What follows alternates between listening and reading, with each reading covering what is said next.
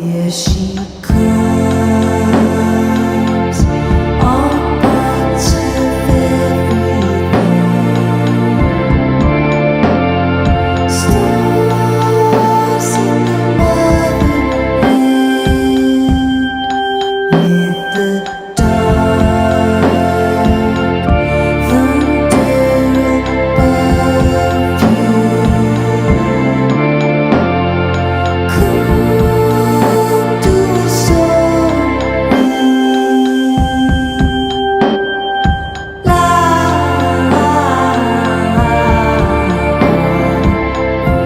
Salut à tous les gars, donc aujourd'hui on se retrouve pour une toute nouvelle vidéo. Donc aujourd'hui on se retrouve pour ma vidéo retour sur les 10 km des Champs-Élysées que j'ai réalisé en 33 minutes et 52 secondes. Donc je vous mens pas que j'arrive pas encore à réaliser vraiment la performance que j'ai fait parce que mon ancien record sur 10 km, je l'avais fait il y a un mois et demi aux 10 km de la Tour Eiffel et c'était 34 minutes et 31 secondes. Et j'étais en soi déjà super fier de cette performance-là parce que je progresse de plus en plus mois après mois. Et donc forcément aujourd'hui je m'attendais en vrai à battre mon record parce que je m'entraîne on va dire de manière constante et que je fais attention à mon alimentation, à ma récupération. Donc je m'attendais en soi à battre mon record, mais battre mon record autant et on va dire avec vraiment des bonnes sensations, c'est surtout ça en fait où je m'en remets pas encore. Normalement j'ai fini, pour l'instant il y a écrit que je suis 98e sur 18 000. Donc je suis super fier aussi du classement, etc. C'est super encourageant. Et jamais j'aurais pensé en vrai faire une aussi belle performance. Et donc dans cette vidéo aujourd'hui, je vais vous dire un peu comment ça s'est passé, parler un peu du parcours, de mes ressentis, de ce que je retiens et des prochaines courses que je vais avoir dans les prochains mois. Donc au niveau de la préparation avant la course, ce que j'ai changé par rapport aux fois d'avant, c'est que de base j'avais le problème de faire des petits déjeuners un peu trop gros. Ça veut dire que aujourd'hui, durant cette course-là avant, j'ai mangé 4 œufs au plat, 3 bouts de pain de seigle, une banane et du jambon blanc. Et avant, ce que je faisais en fait, c'est que je mangeais un peu trop de pain, un peu trop d'œufs et que je rajoutais du chocolat noir. Sauf que quand on mange trop de lipides, ça prend un peu plus de temps à digérer. Et j'avais parfois la sensation d'être ballonné quand je courais. Et donc ce que je voulais faire aujourd'hui, durant cette course-là, c'était de voir en mangeant un peu moins les répercussions que ça allait pouvoir avoir sur ma performance. Et au final, ça s'est super bien passé parce qu'à aucun moment dans la course, j'ai eu mal au ventre, j'ai eu des ballonnements ou quoi. Donc je pense que je referai ça ensuite dans les prochaines courses. Et donc c'est un bel apprentissage que j'ai pu faire grâce à cette course-là. Ensuite, je vais vous parler un peu des ressentis que j'ai eu pendant la course. Donc je vais vous mettre à l'écran tout de suite le récapitulatif des kilomètres. Donc si je regarde là, c'est parce que je vais vous dire un peu ce que j'ai fait. Donc premier kilomètre en 3,25, donc c'était histoire que mes jambes se chauffent, etc. parce qu'il faisait vraiment super froid.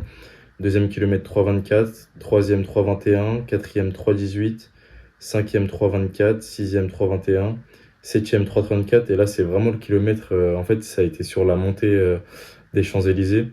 Et vraiment, à ce moment-là, j'avais l'impression que c'était vraiment interminable. Et en fait, je voyais mon temps qui baissait de plus en plus sur ce kilomètre-là.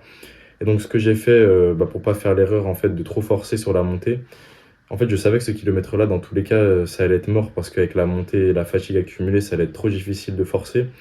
Donc, j'ai juste voulu, on va dire, faire le kilomètre le plus rapidement possible sans forcer et perdre de l'énergie pour ensuite finir les 3 kilomètres vraiment à fond. Et donc, le 8e kilomètre ensuite en 3,22, le 9e en 3,27 et le dernier en 3,12. Là, j'ai vraiment donné tout ce que j'avais. Et je pense en fait que cette stratégie-là, durant le 7e, durant la montée, de ne pas me donner à fond et de, on va dire, limiter la casse, ça m'a permis ensuite de repartir plus fort durant les kilomètres d'après, notamment le 8e et le 10e. Mais vraiment, la montée des Champs-Élysées, c'était vraiment très difficile pour maintenir un vrai rythme. Quasiment toutes les personnes en fait, qui étaient devant moi ou même derrière, on a tous eu, on va dire, une baisse de rythme à ce moment-là. Mais sinon, à part ça, le parcours, il était plutôt bien, même s'il y avait quand même pas mal de virages. Globalement, j'ai, on va dire, apprécié le parcours parce que déjà, c'était un paysage vraiment magnifique.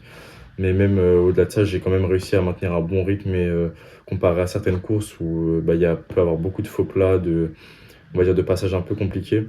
Mais donc, je me suis senti vraiment bien durant toute la course.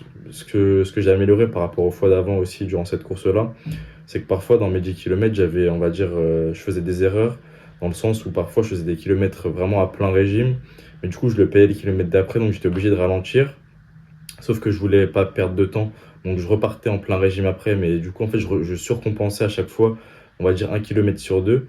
Mais du coup, là, aujourd'hui, je me suis dit, n'accélère pas trop au début, ni au milieu, ni à la fin, enfin, à part le dernier kilomètre, du coup, mais essaie de, on va dire, garder cette ligne-là, de, on va dire, pas trop faire de haut au bas, même si j'ai quand même fait du haut bas.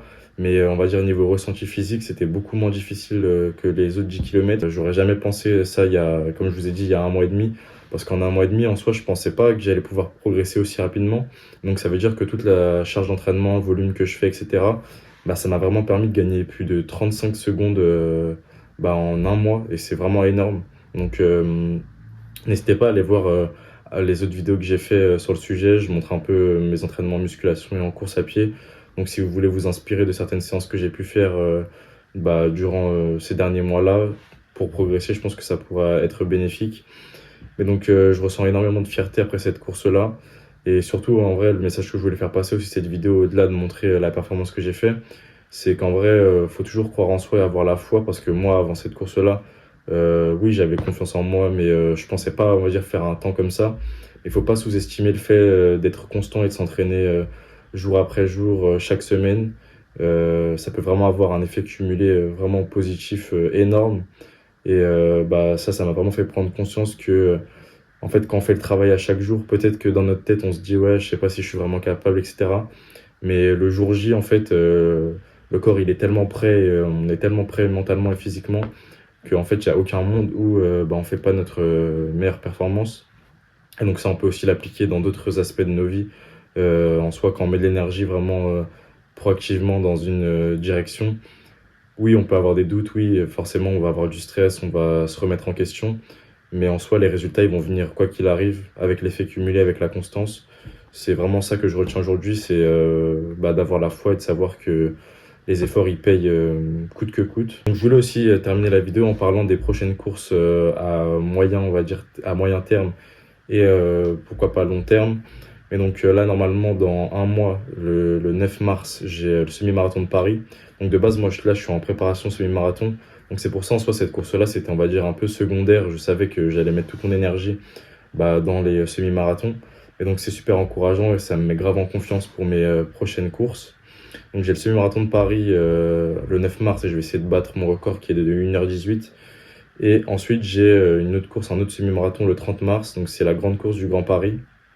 Donc là aussi, encore un semi-marathon. Je vais potentiellement m'inscrire aux 10 km du Panthéon. Il me semble que c'est le 11 mai. Et ensuite, faire le Adidas 10 km. Et je crois que ça, c'est en juin. Donc j'essaye, on va dire, de caler pas mal de courses dans les prochains mois. Ce que je voulais rajouter aussi, c'est que le mois du passé, il y a un an et demi, qui avait commencé la course à pied, il aurait jamais imaginé ça possible, que j'allais pouvoir faire de tels temps comme ça et de tels classements. Et donc ça me fait vraiment prendre en sagesse, en expérience, de savoir que bah, j'arrive à progresser vraiment dans un domaine qui m'importe, dans lequel je mets vraiment beaucoup d'énergie dans mon quotidien. Et donc ça ensuite, bah, je peux le transposer dans d'autres parties de ma vie. Et honnêtement, je souhaite à tout le monde de ressentir cette fierté-là dans n'importe quel projet. Et la chose la plus importante, c'est de croire en soi, même si parfois d'autres personnes peuvent remettre en question ce que vous voulez faire, vos croyances, vos projets. Ne cessez jamais de croire en vous, d'avoir la foi, et il n'y a aucune raison que ça ne marche pas. Donc voilà, dites-moi ce que vous en avez pensé en commentaire, n'hésitez pas à liker, à vous abonner pour me soutenir, allez regarder mes dernières vidéos où je montre un peu mes entraînements si ça peut vous intéresser, et prenez soin de vous, on se revoit très vite.